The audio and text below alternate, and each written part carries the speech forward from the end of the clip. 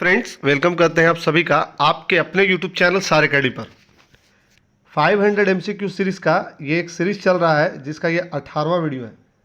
इस 18वें सीरीज़ में फिर करेंगे हम 10 क्वेश्चन और 10 क्वेश्चन में आप अपना जो स्कोर है वो कमेंट सेक्शन में बताएंगे। क्योंकि कंटिन्यूटी नहीं हो पा रहा है इसलिए क्योंकि अभी तक सीटेट का नोटिफिकेशन नहीं आया है। जैसे ही सीटेट का नोटिफिकेशन आता है कंटिन्यूटी रहेगा, यानी कि हम लगातार आपके साथ जुड़े रहेंगे। स्टार्ट करते हैं आज का सीरीज। पहला क्वेश्चन है, एक अध्यापक की दृष्टि से कौन सा कथन सर्वोत्तम है? प्रत्येक बच्चा सीख सकता है, कुछ बच्चे सीख सकते हैं, अधिकतर बच्चे सीख सकते हैं, बहुत कम बच्चे सीख सकते हैं। हमने इससे पहले भी सीडीपी का एक ट्रिक बताया है कि सबसे पहले ऑप्शन को आप काटना सीखो, ऑप्शन काटो। और सीडीपी में 4 का 4 सही होता है, लेकिन जो मोस्ट अप्रोप्रिएट होता है यानी कि जो सबसे अच्छा होता है उसी को आपको टिक लगाना है, उसी को सही लगाना है। तो प्रत्येक बच्चे सीख सकते हैं, ये थोड़ा ज़्यादा स्ट्रांग है, लेकिन आगे हम पढ़ेंगे इससे भी ज़्यादा अगर स्ट्रांग मिलेगा तो उसको लगाएंगे। कुछ बच्चे सीख सकते हैं, कुछ बच्चे नहीं सीख सकते हैं, बल्कि सभी बच्चे सीख सकते हैं। अधिकतर बच्चे सीख सकते हैं। अधिकतर का मतलब ये हुआ कि अगर 100 है तो उसमें से 90 बच्चे सीख जाएंगे, यानी कि 10 बच्चे फिर भी नहीं सीखेंगे, तो इस हिसाब से सी भी गलत हो गया। बहुत कम बच्चे सीखते हैं। बहुत कम बच्चे सीखने का मतलब यही हुआ कि 100 में 10 बच्चे सीख जाएंगे, 90 फिर भी नहीं सीखेंगे, तो आपको डी भी गलत हुआ। प्रत्येक बच्चे सीख सकते हैं। प्रत्येक बच्चे मतलब हर एक बच्चा मतलब 100 में 100 एक एक बच्चा सीख सकता है। तो यहाँ पास 11 का जो आंसर सही होगा वो ए होगा। सीडीपी आपको ऐसे ही करना है एग्जाम में भी। बच्चा किस प्रकार सीखता है?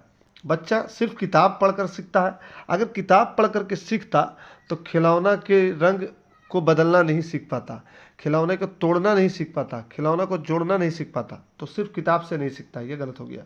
प्रश्न पूछ कर सीखता है, सिर्फ क्वेश्चन करके नहीं सीखता, ये भी गलत हो गया। परिचर्चा या कई प्रकार से, देखिए परिचर्चा करके तो सीखता है, ये सही है। आपस में डिस्कस करके भी सीखता है, ये सही है। लेकिन पढ़ते हैं डी कई प्रकार से, तो बी सही है, लेकिन बी से ज़्यादा जो मजबूत है वो कौन है? डी है। क्योंकि कई प्रकार में पुस्तक भी आ गया, प्रश्न पूछना भी आ गया, परिचर्चा भी आ गया। तो यहाँ पास आंसर क्या होगा? डी सही होगा। समझ रहे बात? सीडीपी बहुत ही ध्यान से और एक तरफ ध्यान देकर के किया जाता है। सीखने की प्रक्रिया में विद्यार्थी द्वारा की गई त्रुटियों के संबंध में आपकी दृष्टि में निम्नलिखित में से कौन सा कथन सर्वोत्तम है? विद्यार्थी को कभी भी त्रुटि नहीं करनी चाहिए, कभी भी त्रुटि नहीं करनी चाहिए, ये गलत है ऑप्शन। और यहाँ पूछ रहा है कि जो सबसे सही ऑप्शन कौन सा है, तो ये तो गलत हो गया। बल्कि जो स्टूडेंट होते हैं उनका लक्षण ही होता है गलती करना, तो उनको गलती करनी चाहिए, नहीं गलत है। त्रुटियां अधिगम प्रक्रिया का भाग है, बी हो सकता है कि सही हो, लेकिन सी और डी भी हम पढ़ लेंगे, हो सकता है बी सही हो। चलिए सी, विद्यार्थी की लापरवाही के कारण त्रुटियां होती है। देखिए ये तो सही है कि विद्यार्थी की लापरवाही के कारण त्रुटि होती है, लेकिन इसमें त्रुटि अगर हो रही है तो सिस्टम भी फेल हो रहा है, यानी कि टीचर, स्कूल और जितना भी रिसोर्सेस उसको पढ़ाने में लगा है सब फेल हो रहा है, यानी कि सबकी गलती हो रही है। तो सिर्फ विद्यार्थी पर डालना ये भी गलत है। कभी कभी विद्यार्थी त्रुटियां कर सकता है, देखिए कभी कभी तो कर सकता है, लेकिन इसका मतलब ये हुआ कि कभी कभी कर सकता है, ज़्यादातर इसको त्रुटि नहीं करनी चाहिए। यही बात हुआ ना कि कभी कभी कर सकता है, यानी कि 10 क्वेश्चन में एक क्वेश्चन में गलती कर सकता है, 9 क्वेश्चन यानी कि सही हो। तो यानी कि जो बच्चा 9 क्वेश्चन गलत बनाएगा और एक सही करेगा वो बच्चा तो नहीं पढ़ेगा फिर। तो इस हिसाब से आप बच्चे को गलत ठहरा रहे हैं, और सीडीपी में बच्चा गलत कभी नहीं हो सकता, बच्चा गॉड है। तो डी गलत हो गया। तो जो ऑप्शन नंबर होगा यहाँ पर सबसे ज़्यादा मजबूत जो ऑप्शन होगा वो मजबूत ऑप्शन होगा आपको 13 का, त्रुटियां अधिगम प्रक्रिया का भाग है, बी ज़्यादा सही है। अब चलते हैं क्वेश्चन नंबर 14 में। 14, मधु गणित में कमज़ोर है। एक अच्छा अध्यापक की दृष्टि से उसके गणित में कमज़ोर होने का क्या कारण हो सकता है?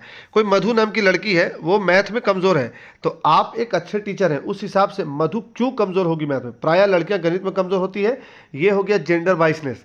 सिर्फ लड़कियां ही गणित में यानी कि मैथ में कमज़ोर होती है, ये हो गया जेंडर बाइसनेस, और ऐसा आप कभी भी नहीं कर सकते हैं। तो जेंडर बाइसनेस से आपको बचना है। तो यहाँ पर जेंडर बाइसनेस के हिसाब से ए गलत हो गया। बस सिर्फ लड़कियां गणित में कमज़ोर होती हैं ऐसा नहीं है, या ज़्यादातर लड़कियां गणित में कमज़ोर होती हैं ऐसा नहीं है। उसके माता पिता अनपढ़ हैं, माता पिता अनपढ़ होने से बच्चा का अनपढ़ रह जाना भी सही ऑप्शन नहीं है। गणित में कमज़ोर है तो और कोई कारण होगा, उसे अध्ययन में रुचि नहीं है। अध्ययन में रुचि नहीं है तो आपकी गलती है, आपका पढ़ाने का टेक्निक गलत है।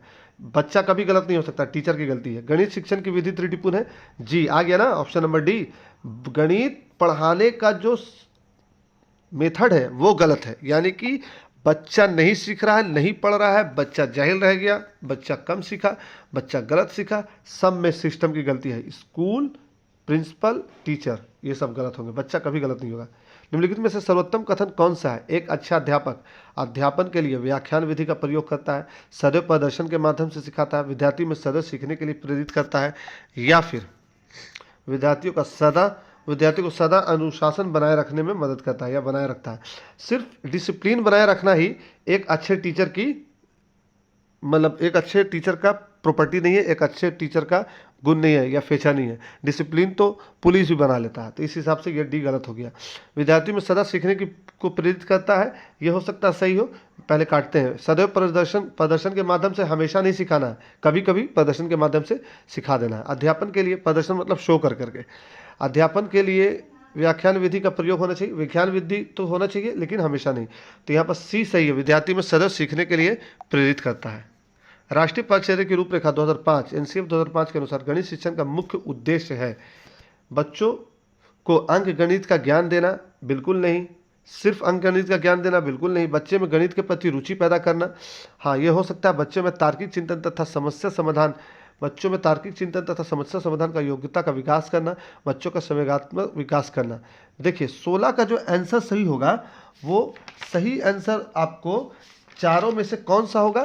तो 16 चारों पढ़ेगा। बच्चों को अंक गणित का ज्ञान देना चाहिए, ये तो बिल्कुल गलत हो गया। बच्चों को अंक गणित का ज्ञान देना बिल्कुल गलत हो गया। बी भी सही है लेकिन बी से ज़्यादा मजबूत सी है, तो यहाँ पर सी, इसलिए हम अंडरलाइन कर लिए थे, तो सी यहाँ पर सही होगा। चलिए 17, मानसिक रूप से स्वस्थ अध्यापक की विशेषता क्या है? कोई टीचर मेंटली हेल्दी है, इसका विशेषता क्या है? यानी कि किस तरह से टीचर को बताया जाएगा कि वो मेंटली प्रिपेयर है या मेंटली हेल्दी है? उसे अपने विषय का गहन ज्ञान है। गहन ज्ञान होना टीचर का मेंटली प्रिपेयर होने का प्रूफ नहीं करता है। गहन ज्ञान बहुत सारे टीचर को देखते हैं, बहुत अच्छा ज्ञान है, लेकिन बच्चे के साइकोमोटर को या बच्चे के साइकोलॉजी को नहीं समझ पाते हैं। वह अत्यधिक संवेदनशील है, बहुत ज़्यादा संवेदनशील, बहुत ज़्यादा सेंसिटिव होना भी ज़रूरी नहीं है। वह सख्त अनुशासन तुरंत कर दे, संवेदनात्मक रूप से संतुलित है। हाँ वो इमोशनली जो है बैलेंस्ड है, वो बहुत ज़्यादा गुस्सा नहीं करता, बहुत ज़्यादा दुलार नहीं करता, बहुत ज़्यादा जल्दी बच्चों के सामने पिघलता नहीं है, बहुत ज़्यादा टाइट भी नहीं रहता है, तो ए सही है। शिक्षा का अति महत्वपूर्ण उद्देश्य है आजीविका कमाना। आप किसी को एजुकेट कर रहे हो, इसका मतलब ये है कि आप इसलिए पढ़ा रहे हो ताकि आपके पास पैसा आ जाए, तो पैसा तो आप कंपनी में काम करके भी कमा सकते हो। टीचर बनने में सिर्फ ये नहीं है कि आपका सोर्स ऑफ इनकम बढ़ जाएगा, और टीचर में कोई बड़ा सैलरी भी नहीं मिलता जिससे आप अमीर बन सको, तो ये आजीविका कमाना भी गलत हो गया। बच्चे का सर्वांगीण विकास, शिक्षा का अति महत्वपूर्ण उद्देश्य बच्चे का सर्वांगीण विकास, ये हो सकता है पढ़ने में लिखना सीखना, बिल्कुल नहीं। बौद्धिक विकास, ये भी हो सकता है। बी और डी में आप लोग बताइए क्या हो सकता है? बी और डी में डाउट हुआ। बौद्धिक विकास घर से भी बच्चा होता है थोड़ा बहुत, सर्वांगीण विकास स्कूल में होगा, यानी कि बच्चा का जो है ओवरऑल डेवलपमेंट, फिजिकल से लेकर मेंटल से लेकर सब। बच्चे की बुद्धि लब्धि 90 से 110 के मध्य वह बच्चा है। 90 से 110 के बीच में अगर कोई बच्चा है तो वह बच्चा क्या है? अगर IQ 90 से 110 के बीच में तो देखिए प्रखर बुद्धि अगर रहेगा, वेरी सुपीरियर, तो आपको 130 से 140 रहेगा, 130 से 140 वेरी सुपीरियर रहेगा, ठीक। अच्छा पहले हम ऑप्शन को काटते हैं, इधर देखते हैं। फिर उत्कृष्ट सुपेरियर रहेगा तो आपको 130 से 140 रहेगा। अब 120 से 130 रहेगा, नहीं 120 से 130 रहेगा, यहाँ 130 से 140 उसने बता दिए, 120 से 130 रहेगा सुपेरियर में। अब वेरी सुपेरियर में रहेगा, अगर इसमें वेरी लगा दें वेरी सुपेरियर, तो इसमें हो जाएगा वेरी सुपेरियर में हो जाएगा आपको 130 से 140, 130 से 140, ठीक। तो और प्रतिभाशाली में 140 प्लस हो जाएगा, 140 प्लस रहेगा तो गॉड गिफ्ट बच्चा हो जाएगा। तो यहाँ पर क्या पूछ रहा है? यहाँ पर सवाल ये है, यहाँ पर सवाल है आपको, यहाँ पर सवाल है समान बच्चे की बुद्धि लब्धि 90 से 110 है, तो क्या हो जाएगा, सामान्य हो जाएगा। 90 से 110 क्या हो जाएगा, समान। वेरी सुपीरियर क्या हो जाएगा, 130 से 140, और जीनियस क्या हो जाएगा, 140, और 120 से 130 क्या हो जाएगा, सिर्फ सुपीरियर हो जाएगा। समझ में आया बात, ये एकदम क्लियर है ना। आइए 20 नंबर का लास्ट क्वेश्चन, थोड़ा सा धुंधला है लेकिन इसको भी हम लोग कर लेंगे। सतत एवं व्यापक मूल्यांकन में अध्यापक मूल्यांकन पर शब्दावली का तात्पर्य है सभी विषयों का मूल्यांकन, सात शैक्षणिक क्षेत्रों का मूल्यांकन, शैक्षणिक एवं सात शैक्षणिक क्षेत्रों का मूल्यांकन, शैक्षणिक क्षेत्रों का मूल्यांकन। इसमें ऑप्शन नंबर सी सही होगा, बाकी ए बी डी कट जाएगा। तो आज का ये सीरीज था जिसमें हम लोग 10 क्वेश्चन किए और ये 18वां सीरीज था। इसी तरह के वीडियो को देखते रहने के लिए और सीडीपी का मजबूत और स्ट्रॉन्ग और हर तरह से प्रिपेयर होने के लिए सीडीपी के लिए, जो कि 75 नंबर का 50% आता है, आप प्लीज़ चैनल को लाइक शेयर और सब्सक्राइब करना नहीं भूलिएगा। हम आपके साथ कंटिन्यू जुड़े रहेंगे जब आएगा नोटिफिकेशन सीटेट का। थैंक्स फॉर वॉचिंग, फिर मिलेंगे अगले वीडियो में। Thanks for watching, visit again.